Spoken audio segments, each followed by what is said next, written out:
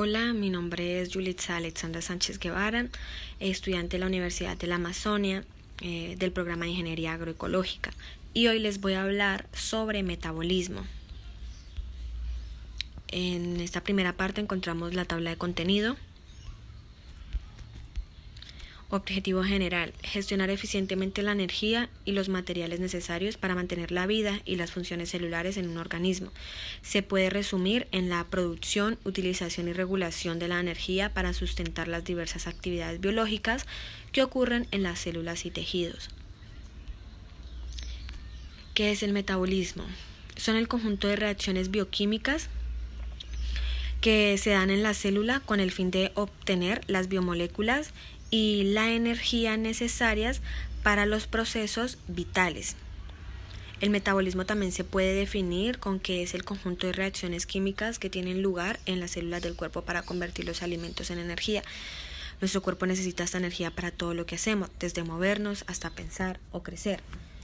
Todos los seres vivos del mundo están hechos de células, y esas células necesitan alimentos para poder producir energía y estar vivas. El tipo de alimentos que necesitan estas células para poder vivir son el chocolate, arroz, frutas, verduras, entre otros. Todos los alimentos que comemos el día a día están hechos de diferentes biomoléculas, como por ejemplo de carbohidratos, que estos se ven reflejados cuando se digieren frutas, chocolates, entre otros. También se ve las biomoléculas proteínas, en estas se ve reflejado cuando se consumen carnes. También los lípidos grasos, que se ven reflejados cuando se consume toda clase de grasas. Y también ácidos nucleicos, que estos se ven reflejados cuando se digieren espinacas, trigo, entre otros más alimentos. Cuando se digiere cualquiera de los alimentos mencionados, lo que hacen es distribuirse por todas las células de nuestro cuerpo para que obtengan energía. Cuando un carbohidrato entra a cada una de las células a través del torrente sanguíneo, lo que hace las células es activar las enzimas que van a atacar al carbohidrato y empiezan a actuar una por una y lo van haciendo de grande a chico, y cada paso le va llenando de energía a la célula para poder vivir, y tal cual pasa con el resto de las biomoléculas. En datos curiosos encontramos que el metabolismo se reduce a medida que envejecemos, y también que los hombres tienen mayor tasa metabólica basal que las mujeres, ya que los hombres pueden consumir cualquier tipo de alimentos y es muy difícil que les caiga mal los alimentos, por lo contrario de una mujer, que es muy delicada en su metabolismo. En la importancia biomédica encontramos que el metabolismo normal incluye adaptación a periodos de ayunos, inanición, ejercicio y así como lactancia y embarazo. El metabolismo anormal puede producirse por deficiencia nutricional, deficiencia enzimática, secreción anormal de hormonas o las acciones de fármacos y toxinas. El origen de la palabra metabolismo procede del griego metabolé, que significa cambio, transformación, más el sufijo ismo, que significa cualidad, sistema.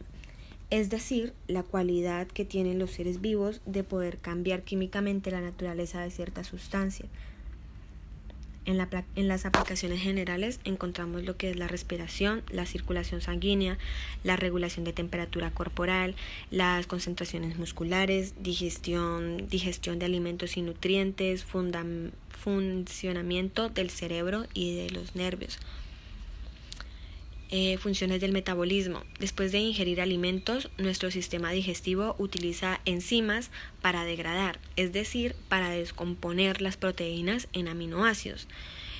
También convierte las grasas en ácidos grasos y transforma los hidratos de carbono en azúcares simples, como por ejemplo lo es la glucosa. En tipos de metabolismos encontramos por la forma de obtener los materiales autótrofos, que estos producen su propio alimento, tienen la capacidad de sintetizar sustancias esenciales para sus metabolismos a partir de sustancias inorgánicas. También por la forma de obtener los materiales en heterótrofos necesita de otros organismos para subsistir. Los organismos heterótrofos deben alimentarse con las sustancias orgánicas sintetizadas por otros organismos.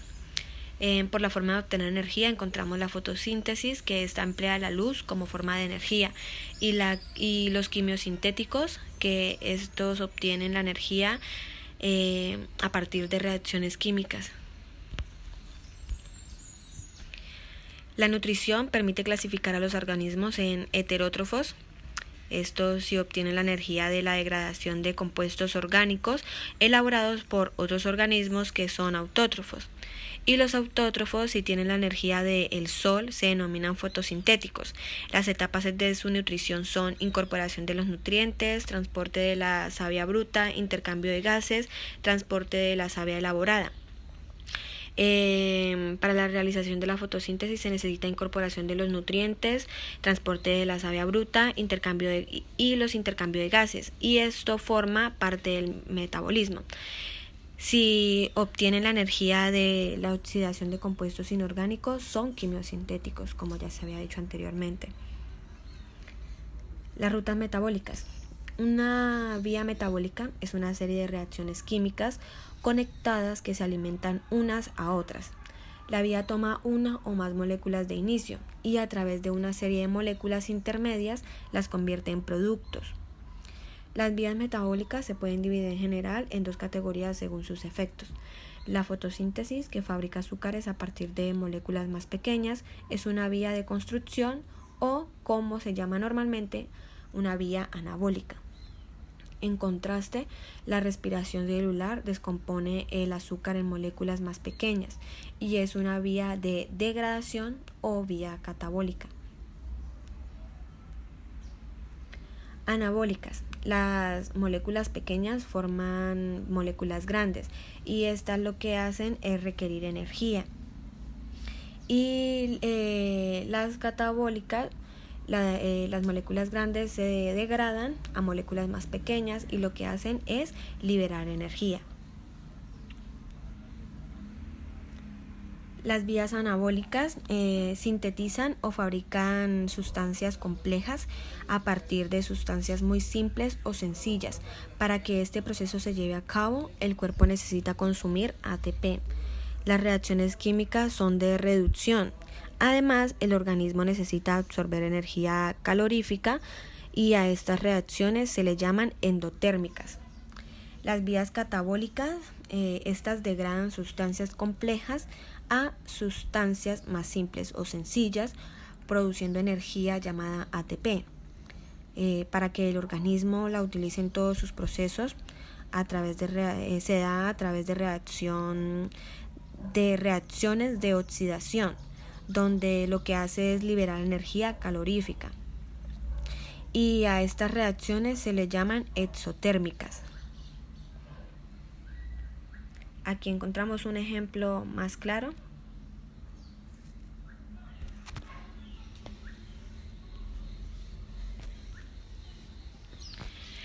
Los procesos catabólicos, como respiración, es la oxidación completa de una molécula orgánica. Se usa como aceptor de el O2, procesos aerobios. Se produce en las mitocondrias y este produce un alto rendimiento energético. En la fermentación es la oxidación incompleta de una biomolécula orgánica. El aceptor final es una molécula orgánica. Se realiza en el citoplasma y este genera un menor rendimiento energético. La glucólisis es una ruta metabólica formada por una secuencia de 10 reacciones catalizadas enzimáticamente que transforma la glucosa en piruvato, obteniéndose en el proceso un pequeño desprendimiento energético. La glucólisis es la primera ruta metabólica para sacarle energía a los carbohidratos que nos comemos día a día y así podamos estar vivos. La glucólisis ocurre en el citosol de la célula. Bueno, cuando comemos los carbohidratos, que le vamos a llamar la glucosa, que sería la molécula, entonces la glucosa entra a la sangre, que la sangre se encuentra dando vueltas. Entonces la glucosa busca una forma de entrar a las células porque piensa que es un lugar pues bueno para poder vivir. El problema es que la glucosa necesita de ayuda para poder entrar a las células. Entonces quien le ayuda a entrar a las células es una molécula que se llama insulina. La insulina agarra a la glucosa y se la va a llevar para que entre a las células y deje de estar en la sangre. Es por eso que los diabéticos que tienen sus niveles de azúcar muy altos en la sangre, pues se les recomienda insulina para tratarla. El problema es que cuando la glucosa entra a la célula, no es lo que se espera, ¿sí? Y cuando entra la van a destruir por completo y le van a sacar toda la energía que tiene. Entonces ella, al ver esto, decide por salirse lo más rápido posible. Pero una enzima llamada exoquinas se da cuenta de que ahí está la glucosa y de forma rápida va hacia ella para convencerla de que ellos no son malos y que se quede con ellos. Y para convencerla le regala un paquete de energía y la glucosa pues acepta. Aquí encontramos la la ecuación de la glucosa general, que es glucosa más 2NAD más 2ADP más 2PO4, 2 piruvato más 2 NADH más 2H más 2 ATP más 2 H2O. La glucólisis hace una degradación completa hasta el CO2, también una degradación parcial para formar distintos productos orgánicos, es decir, fermentación.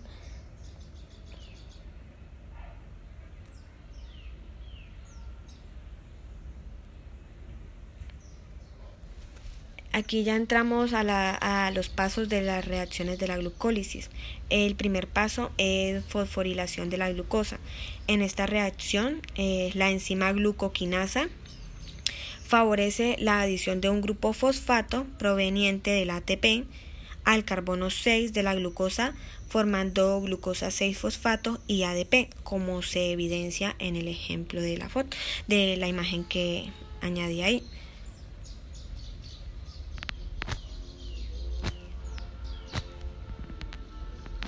En el paso 2 se da la conversión de glucosa 6-fosfato. La enzima fosfoexosa isomerasa transforma a la glucosa 6-fosfato en fructosa 6-fosfato.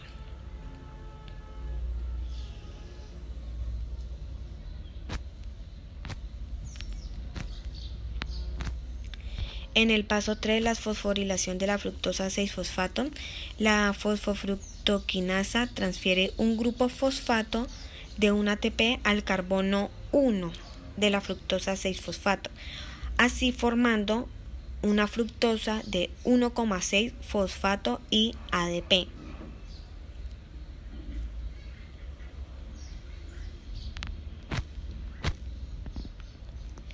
En el paso 4, la fructosa 1,6-bifosfato se rompe en dos moléculas diferentes de 3 carbonos, dihidroxiacetona, fosfato y gliceraldehído 3-fosfato. Todo esto gracias a la aldosa.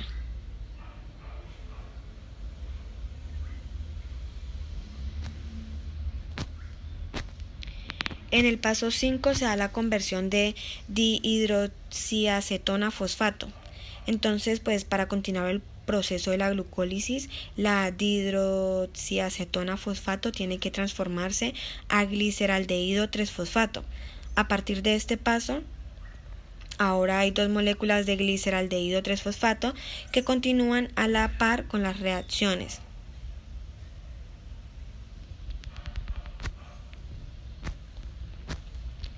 En el paso 6, el gliceraldehído 3-fosfato se oxida al perder dos hidrógenos que pasan al NAD+, formando un NADH más H+. Esto al mismo tiempo gana un grupo fosfato a partir del fosfato inorgánico. Entonces la enzima que cataliza este paso es la gliceraldehído fosfato deshidrogenasa y el producto que continúa en el siguiente paso es 1,3 bifosfoglicerato. En el paso 7 se da la formación del ATP. El 1,3 bifosfoglicerato es una molécula con alto nivel energético que al poseer dos grupos fosfatos se da un grupo fosfato y este se transfiere al adenosindifosfato para formar el primer ATP del proceso de la glucólisis por acción de la fosfoglicerato quinasa.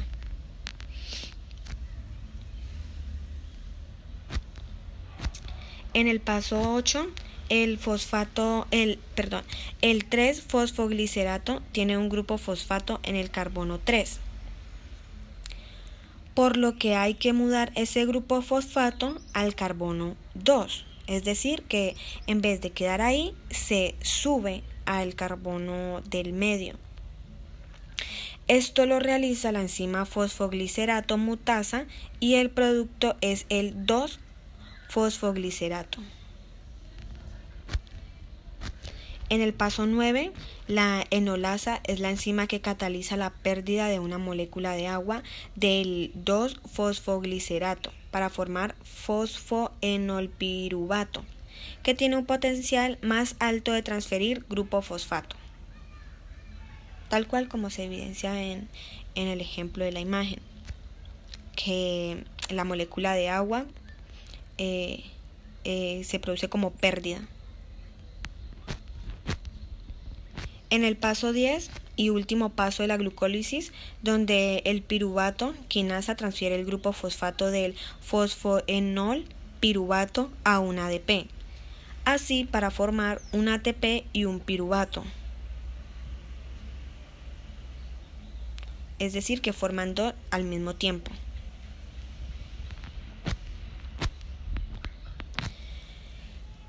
Descarboxilación oxidativa del piruvato. El piruvato obtenido de la glucólisis es transportado desde el citoplasma hasta la matriz mitocondrial mediante transportadores específicos. Una vez dentro de la mitocondria, el complejo multienzimático piruvato deshidrogenasa se encarga de la descarboxilación oxidativa del piruvato para obtener ácido acético. Aquí vemos la ecuación en la que empieza a transformarse.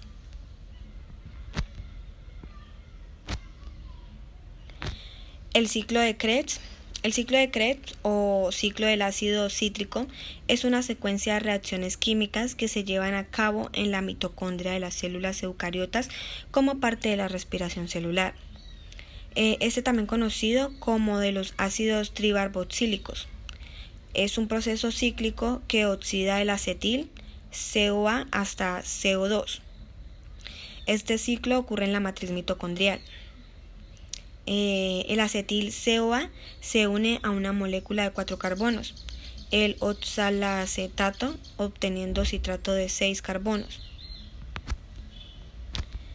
Pasos del ciclo de Krebs.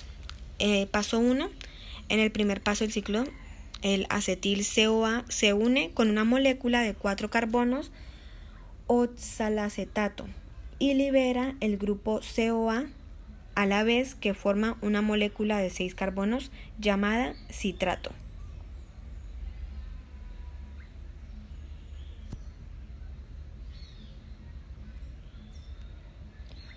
En el paso 2, el citrato se convierte en su isómero isocitrato. Este es un proceso de 2 pasos en el que primero se retira una molécula de agua que luego se vuelve a añadir. Por eso, pues a veces se describen al ciclo del ácido cítrico como una vía de 9 pasos en lugar de los 8 que aquí enlistamos.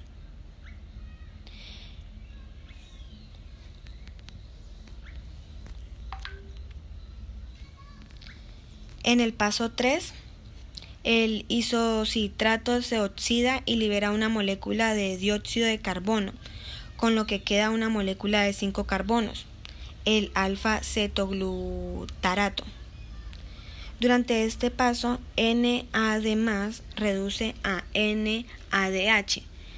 Las enzimas que catalizan este paso es la enzima isocitrato deshidrogenasa.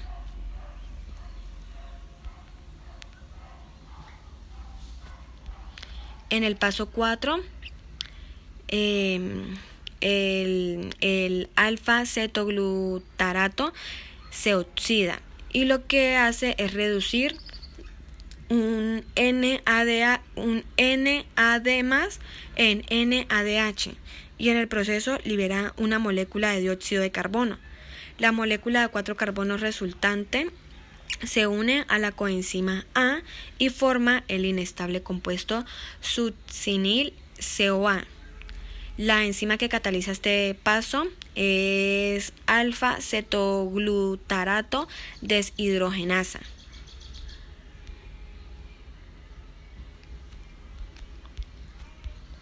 En el paso 5, la CoA de la succinil CoA se sustituye con un grupo fosfato que luego es transferido a ADP para obtener ATP.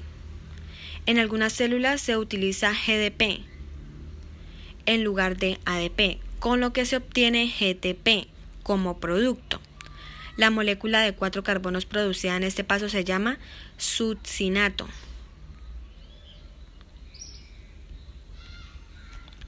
En el paso 6, se oxida el succinato y se forma otra molécula de 4 carbonos llamada fumarato.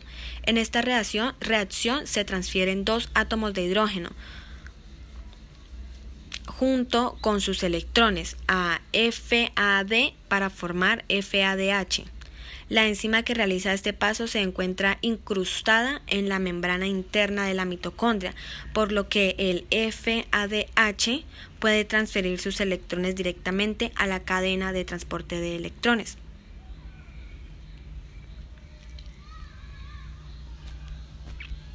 En el paso 7 se le añade agua a la molécula de 4 carbonos fumarato, con lo que se convierte en otra molécula de 4 carbonos llamada malato.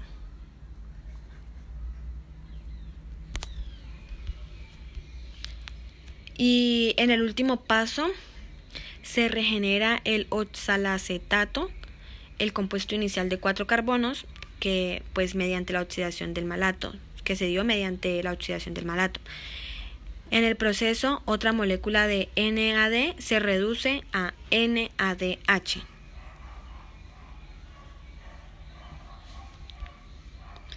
Por último, en conclusión, el metabolismo es un proceso fundamental para la vida de los organismos que implica la transformación de sustancias químicas para obtener energía y mantener las funciones biológicas. A lo largo de este proceso, la célula realiza la descomposición de moléculas complejas para liberar energía y la síntesis de moléculas más simples para construir estructuras celulares. La comprensión del metabolismo es esencial para abordar problemas de salud, como la obesidad, la diabetes y otras enfermedades metabólicas. Esto fue todo, muchísimas gracias.